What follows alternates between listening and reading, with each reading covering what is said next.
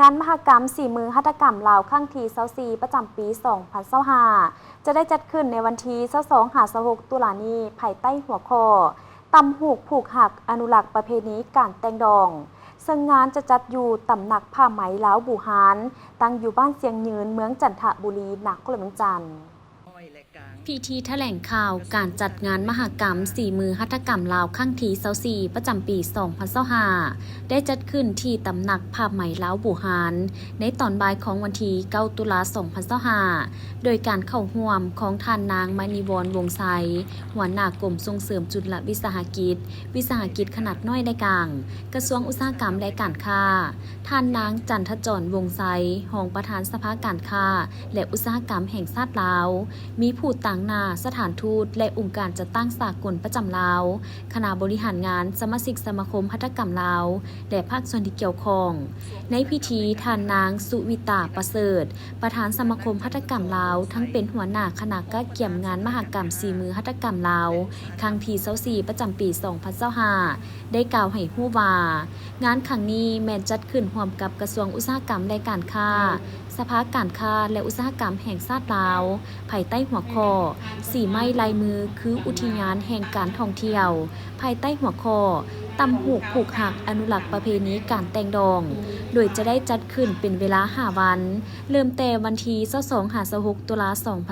2025งานครั้งนี้เป็นครั้งที่มีความพิเศษเนื่องจากว่าคณะรับผิดชอบจัดงานได้เปลี่ยนสถานที่จากที่เคยจัดอยู่ศูนย์การค้าลาวไอเตกย้ายมาจัดอยู่ตำหนักผ้าไหมลาวบูหานตั้งอยู่ข้างหอคำหรือข้างสำนักงานประธานประเทศแคมป์คองขึ้นกับบ้านเสียงยืนเมืองจันทบุรีนครหลวงจันทร์จุดประสงค์หลักของการจัดงานมหกรรม4มือหัตถกรรมในครั้งนี้มีดังนี้เพื่อเฉลิมฉลองวันหัตถกรรมแห่งชาติวันที่1 พฤศจิกายนเพื่อประกอบส่วนสร้างขบวนการคำนับหับต้อนวันสถาปนาสาธารณรัฐประชาธิปไตยประชาชนลาวครบรอบ50 ปีวันที่2 ธันวาคม 1975 หา2 ธันวาคม 2025เพื่อเป็นเวทีวางแสดงและขายผลิตภัณฑ์หัตถกรรมพร้อมทั้งเป็นการเปิดโอกาสให้มวลชน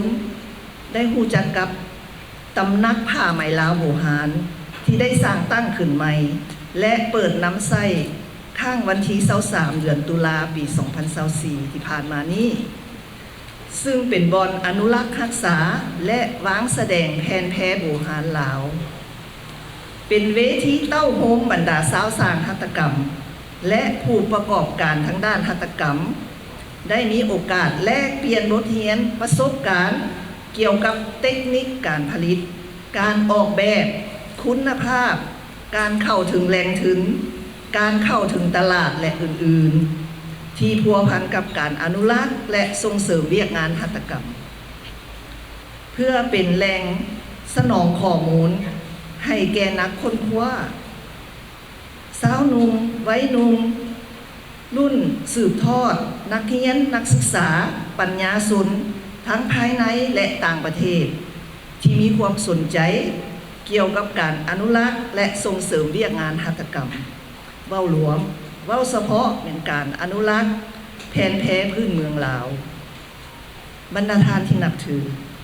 งานมหกรรม4มือหัตถกรรมลาวครั้งนี้จะได้จัดขึ้นเป็นเวลา5 วัน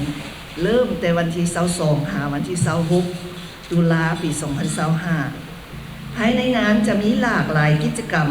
ที่น่าสนใจเป็นต้นแมนวางแสดงและขายสินค้าหัตถกรรมรูปแบบบูหานและแบบสมัยใหม่สาธิตการขั้นตอนการผลิตของสาวสร้างต่างแขวงวางแสดงสถานที่ท่องเที่ยวจัดสรรบอนบริการถ่ายรูปไว้เป็นที่ระลึกเดินแบบสุดแต่งดอกสนเผ่าสัมมนาให้ความรู้ในหลายหัวข้อที่น่าสนใจประกวดฟ้อนลำวงลาวประกวดพาขวัญลาวมอบใบยั่งยืนเกียรติยศให้สาวสร้างหัตถกรรมที่สำนักงานและอื่นๆ ท่านนางสุวิตาประเสริฐยังได้กล่าวตื่มว่าภายในงานจะมีหลายกิจกรรมที่น่าสนใจเป็นต้นแมน